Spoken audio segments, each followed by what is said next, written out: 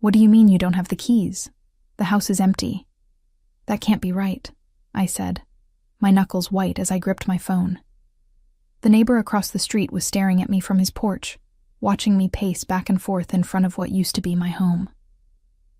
My name is Jasmine Rojas, and I had just driven 4 hours from my university to Bakersfield for spring break, only to find my childhood home with a for sale sign hammered into the front lawn. The windows were bare, no curtains, no furniture visible inside.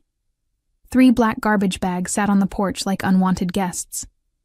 When I peeked inside one, I saw my clothes, my books, fragments of the life I'd left behind when I went to college. "Your father said you should have called first," my Uncle Thomas said, his voice hesitant on the other end of the line. "They moved last week. Didn't they tell you?" "No," I said, the word barely making it past the lump in my throat. "They didn't tell me anything." I hung up and called my father.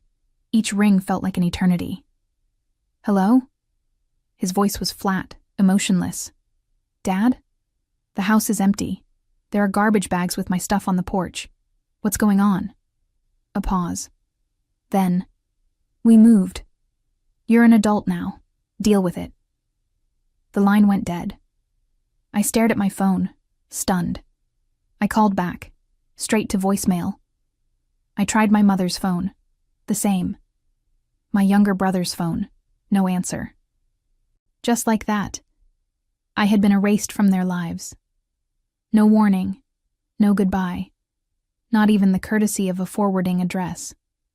I stood there, watching the sunset cast long shadows across what used to be my front yard. The maple tree my father and I had planted when I was 8 still stood tall, its branches reaching toward a house that no longer belonged to us. I had sent part of my scholarship money home every month. I had maintained a 3.9 GPA in pre-law while working part-time. I had been the responsible one, the quiet one, the one who never caused trouble. And this was my reward. I didn't cry. Not then. Instead, I picked up those garbage bags and loaded them into my car. I checked into a motel for the night, laying out my salvaged possessions on the scratchy bedspread. A few textbooks, winter clothes I'd left behind, a broken picture frame with a photo of my family at the beach 3 summers ago. Everyone smiling. Everyone a liar. That night, I made a decision. If they wanted to erase me, I would return the favor. I would cut all ties. And I would build something they could never take away from me. I grew up believing family meant unconditional support. My parents had immigrated from Mexico before I was born, and family first was practically our household religion. My father worked double shifts at the manufacturing plant, and my mother cleaned houses. They reminded us daily of their sacrifices. "We came here with nothing so you could have everything," my father would say over dinner. "Education is your ticket." I took those words seriously. While other kids went to parties, I studied. When my high school friends got summer jobs at the mall, I interned at the local courthouse. My acceptance to university on a pre-law scholarship was supposed to be the first return on their investment. My younger brother, Gabriel, was different. He struggled in school, preferred video games to books, and had been caught shoplifting twice. Yet my parents never threatened to kick him out. They defended him, supported him, forgave him. "He's finding his way," they'd say. Maybe that's why their abandonment blindsided me. The responsible daughter discarded while the troubled son remained under their wing. That night in the motel, I called Professor Wilkins, my constitutional law instructor who had become something of a mentor. "They just left?" she asked, disbelief evident in her voice. "Yes. I'm not sure what to do next. I can't exactly go back to the dorms during break, and My voice cracked, the emotion finally breaking through. "Listen to me, Jasmine. Come stay with me until the dorms reopen. We'll figure this out together." Professor Wilkins lived alone in a Victorian house filled with books and 2 elderly cats. She gave me her guest room and a key. "No time limit," she said. "Focus on your studies." That spring break, instead of relaxing, I threw myself into research. Professor Wilkins had connected me with a summer legal internship at Riverton Law Partners, specializing in housing discrimination cases. The irony wasn't lost on me. "Channel it," Professor Wilkins advised over tea one evening. "The best advocacy comes from personal experience." I nodded, thinking about the family photos I'd found crumpled at the bottom of one garbage bag.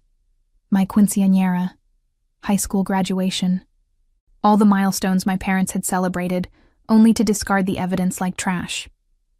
That night, I blocked their numbers. All of them. My father, mother, brother, even aunts and uncles who might enable their behavior. If anyone asked about my family, I simply said, "We're not in touch." No dramatic story, no plea for sympathy. I was rebuilding from scratch, and sentimentality had no place in the foundation. The summer internship at Riverton Law Partners changed everything. What started as basic research and coffee runs quickly evolved when my supervisor, attorney Eleanor Grayson, discovered my knack for connecting with clients. "You have something rare, Jasmine," she told me after I helped calm a young mother facing eviction.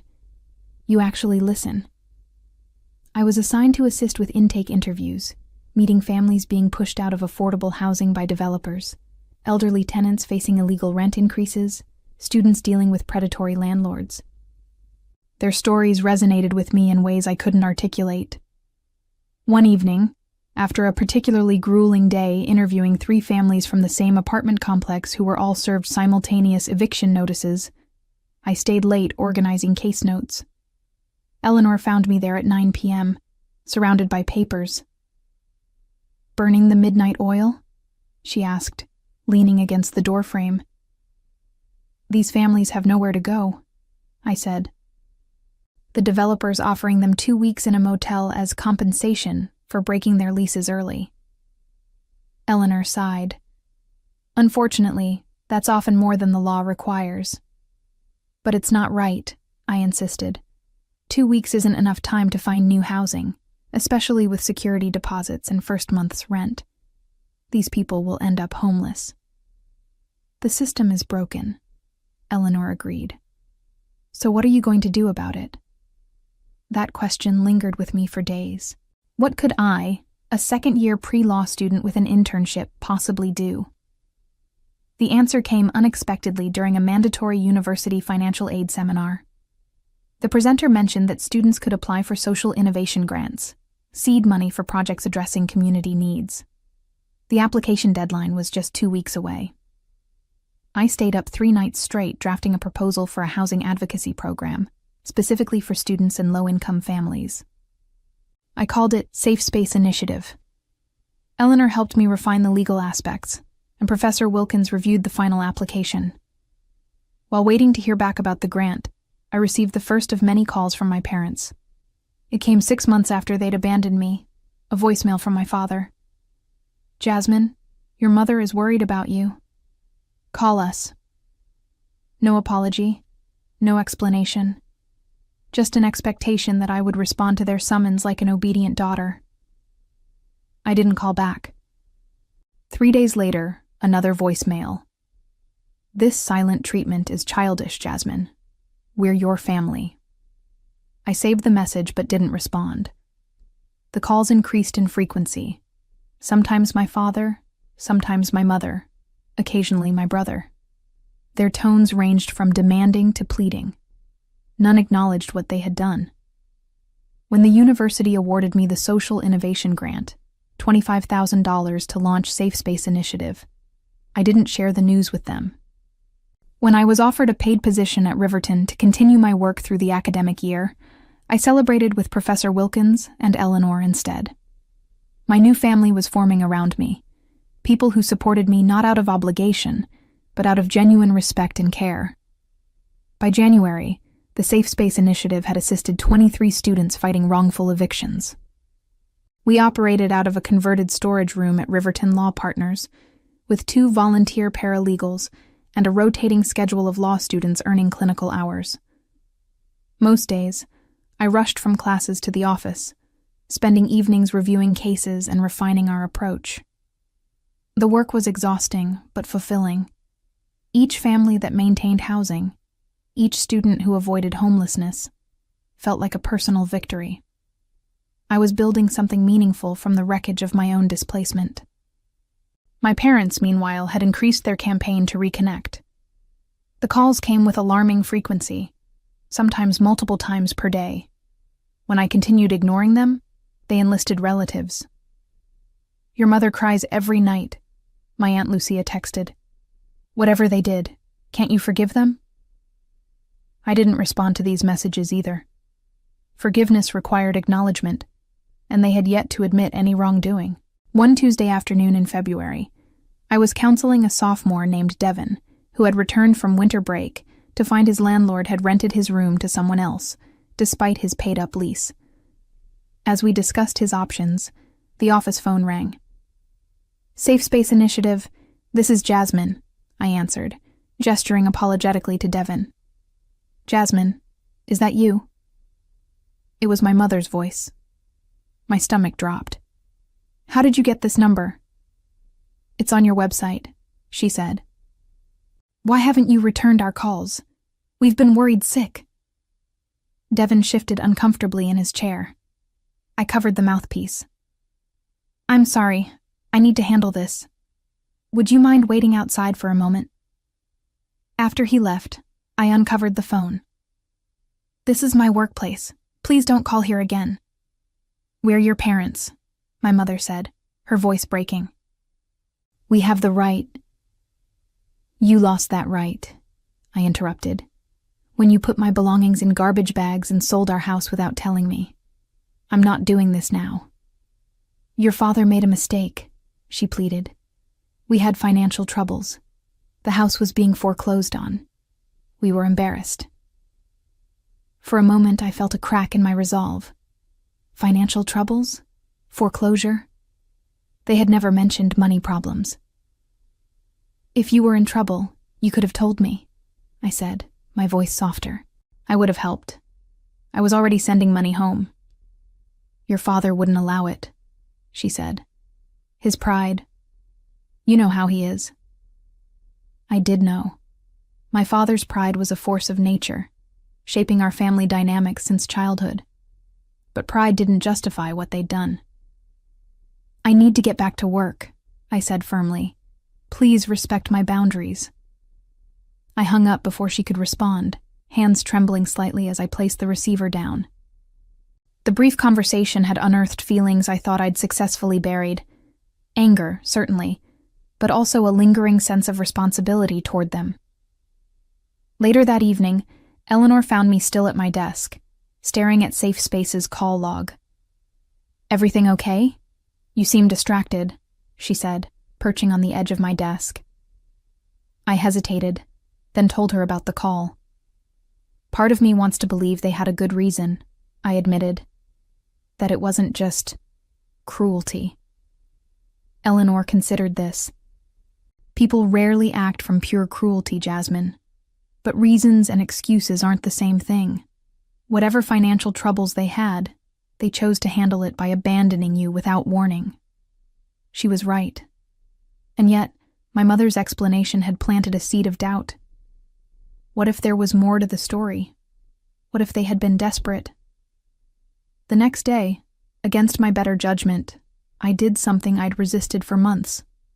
I searched for my family online. What I found shattered any emerging sympathy. A cheerful Facebook post from my mother dated just 3 weeks after they'd moved, showing her, my father, and Gabriel, smiling in front of a new house. The caption read, "New beginnings, so blessed." There had been no financial crisis. There had been no foreclosure. There had just been a decision to leave me behind. The unanswered calls accumulated like falling snow, 120, 150, 200. My parents' voicemails evolved from demanding to pleading, occasionally peppered with information about their new lives, as if we were having a normal, ongoing conversation instead of a one-sided bombardment. Gabriel got accepted to community college, my mother reported in late March. "He's studying computer programming. You always said he was smart." "The neighbors brought us tamales," my father announced in April. Not as good as your mother's, but they're trying to be welcoming. These casual updates infuriated me more than their earlier demands. They were living their lives, forming new community connections, celebrating milestones, all while I was still processing the trauma of their abandonment. Meanwhile, Safe Space Initiative was gaining attention. A local news station ran a feature on our work, interviewing several students we'd helped. The university newspaper followed with a profile highlighting my innovative approach to housing justice. These small spotlights increased our caseload dramatically. "We need more resources," I told Eleanor one afternoon, gesturing at our overflowing intake folders. "More volunteers, more space, more funding." "I might have a solution," she replied. "The Watkins Foundation is accepting proposals for their annual social justice grants. The award is substantial, enough to hire staff and rent proper offices." The application process was grueling. I spent weeks drafting and redrafting our proposal, gathering testimonials from clients, and compiling data on housing insecurity among students. The final document ran to 47 pages, detailing Safe Space's mission, methodology, and measurable impacts. 2 days after submission, I received a call from an unfamiliar number with my hometown's area code. "Hello?" I answered cautiously. "Jasmine, it's Mrs. Hernandez from next door." Our former neighbor. I hadn't spoken to her since the day I found the house empty. "I hope it's okay that I called," she continued. "Your brother gave me your number. He said you might not answer if you saw their names on caller ID." My defenses rose immediately. "If this is about reconnecting with my parents—" No, she interrupted. "Well, not directly. It's about the house. Your old house. Someone broke in last night. The police think they were looking for valuables, but of course the place is empty. Your father asked me to check if perhaps you had come back for something. He didn't want to report a break-in if it was just you." I nearly laughed at the absurdity. "I haven't been back since that day, Mrs. Hernandez. Besides, I don't have keys anymore." "That's what I told him," she sighed. "But there's something else. The intruder left something behind. An envelope with your name on it. The police gave it to me since I'm watching the property." My heart skipped. "What does it say?" "I haven't opened it," she said. "It's addressed to you. But it looks official. There's a law firm's name on it." "Official mail at my old address? No one should be sending me legal documents there. I'd updated my address months ago." "Can you open it?" I asked. "Just tell me what it says." I heard paper tearing, then silence. "Mrs. Hernandez? It's about your grandmother's estate," she said finally. "Your maternal grandmother. In Mexico?" My grandmother had died when I was 13. I barely remembered her. "What about her estate?" "It says you've inherited property in Oaxaca," Mrs. Hernandez read slowly. "And there's a bank statement. Jasmine, it shows a balance of over $400,000. My mind reeled. That can't be right. My grandmother lived simply. She didn't have that kind of money. The letter says the property was developed after her death. Resort condominiums. Your portion is the proceeds from the sale of 2 units. I grabbed a pen, scribbling as Mrs. Hernandez dictated the law firm's contact information. My hand shook as I processed the implications. Does it say when this inheritance became available? Mrs. Hernandez paused, papers shuffling.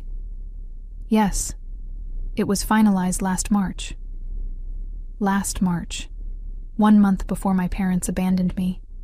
The timing couldn't be coincidence. They had known about my inheritance, and they had left me behind anyway. The Watkins Foundation called while I was still processing the inheritance bombshell. We'd been selected as finalists for their grant and needed to prepare a presentation for their board. Under normal circumstances, this would have been cause for celebration. The foundation's backing would transform Safe Space from a scrappy student initiative into a legitimate nonprofit. But I was distracted, my thoughts circling back to my grandmother's unexpected legacy. After consulting with Eleanor, I contacted the Mexican law firm handling the estate. They confirmed everything.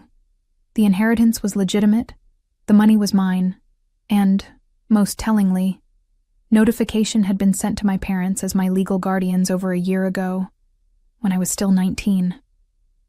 They kept this from me, I told Professor Wilkins during one of our regular dinners. They knew I had this inheritance coming and still put my stuff in garbage bags. She set down her fork. Have you considered why? Money, I said bitterly. They probably thought they deserved it more than I did. Perhaps, she conceded. But hiding an inheritance is difficult. You would have found out eventually.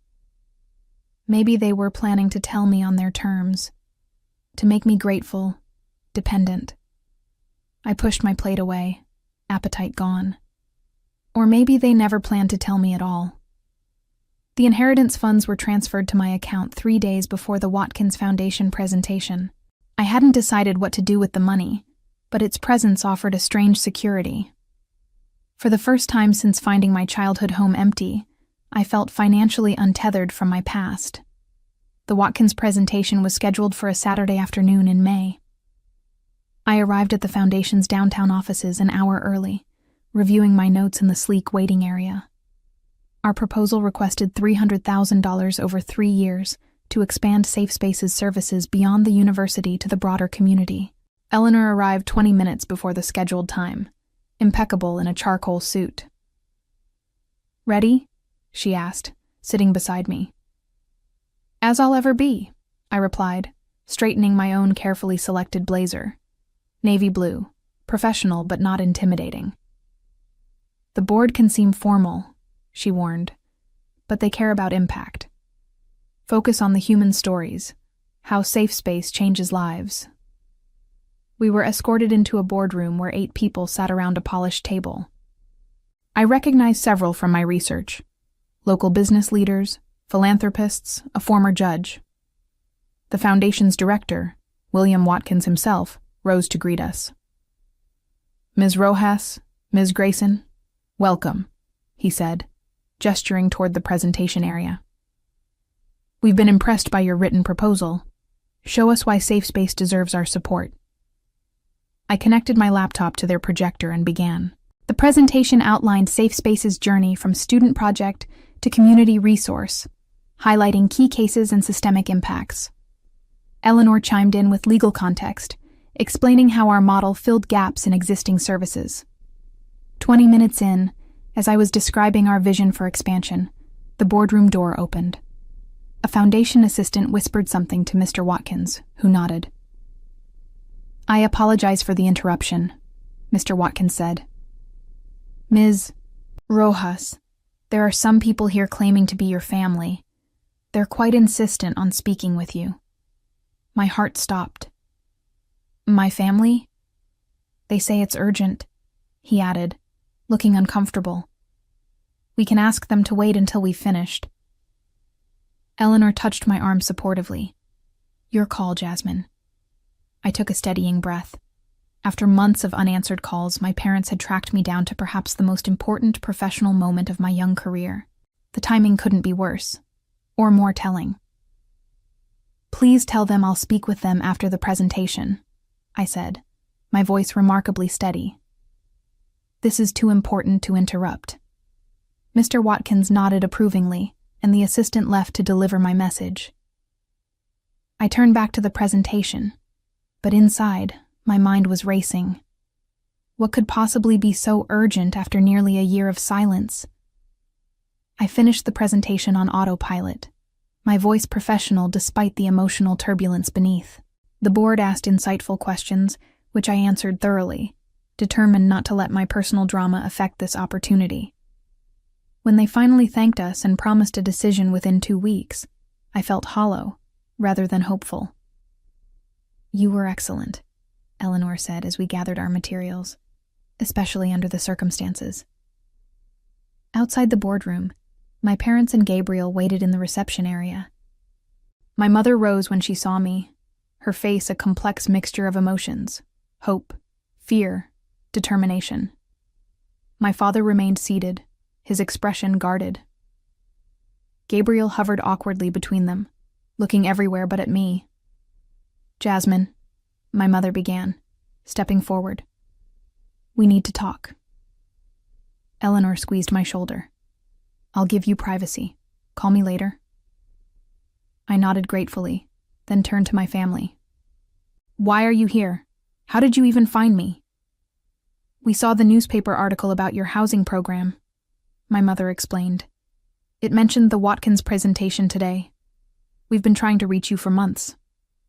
I'm aware, I said coolly. 247 calls is hard to miss. My father finally stood. This has gone on long enough, Jasmine. You're being childish. A bitter laugh escaped me. Childish? I came home to find my belongings in garbage bags. You sold our house without telling me. You abandoned me. And I'm the childish one? We made a mistake, my mother said, her voice trembling. We want to make it right.